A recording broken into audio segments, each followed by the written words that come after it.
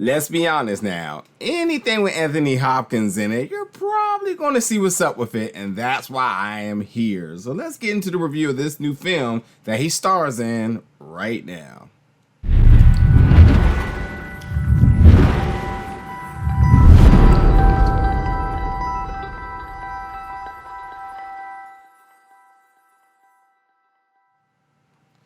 What's up, everybody, and welcome back today for another movie review. So today we're going to be reviewing the film The Virtuoso, which is going to be dropping digitally on demand and a limited theatrical release April 30th, and then it's hitting the hardware, Blu-ray and DVD May 4th. Now, yeah, Oscar winner Anthony Hopkins. Here's the thing with him. The dude is a legend, and quite frankly, his voice is so iconic. I want him to narrate everything I do, like, period. Regardless if he's acting or not, I will just take his voice alone and I'm satisfied. And what's weird about this film, weird enough, is that he does a fantastic job. That's not even a question. He's so sadistic and really meticulous in what he does, as he is the mentor and the boss here. We'll come back to that in a second. But he's actually not narrating in this, in a film that has narration, which is like, how do you not make that decision? I could be biased, but like, if he's in my film, I will absolutely give him a moment to narrate. I need a monologue. I need something really heavy. And he do get this one scene with a lot of dialogue in it, which is absolutely really good. But like, I mean, I want nothing else but just his voice and just calling the action and the scenes that are happening. I mean, he's just that good. So, but not to take away from anybody else, but I had to give Anthony Hopkins his love, because Anthony Hopkins is the man, and we all know it, and no one can disagree to that. But what's happening in this film is that you have this professional assassin played by Anson Mount, Captain Christopher Pike, and Black Bolt from Inhumans, which people like Inhumans, yeah, that was a thing that happened. But nonetheless, he takes on his new job from his mentor and boss, who again is played by Anthony Hopkins. But the details of this job is super vague. He only knows when and where, and he has like a really cryptic clue to go along with that. So now he's in this small town, and he is at this diner, and there's a few possible targets that he's assessing, but he truly has to figure out who is the person of interest. Meanwhile, he also has this alluring woman played by Abbie Cornish, who is from one of my favorite series, the Tom Clancy's Jack Ryan, who's also in this town, who potentially causes a threat and could derail his mission.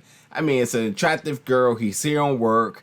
He has to stay focused, especially assassin. You have no rooms for error, but look what he beholds. Someone who has caught his eye, and you seem to have their eyes set on him as well, too.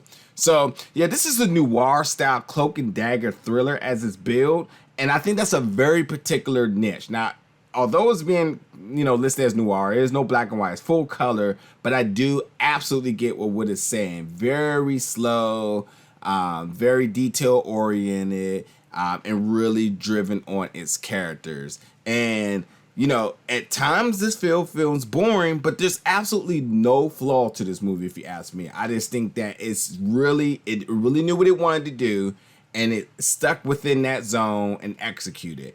With that being said, much like something else I just recently watched, this film absolutely had room for growth in every category. But for what it is worth, it excels on everything. The acting, cinematography, I thought the script and the plot was all done well. So like, I enjoyed it. I absolutely did. There was times I thought it was just a little bit boring, but as a complete story and a complete movie, it was a tad bit predictable, but at the same time, very enjoyable.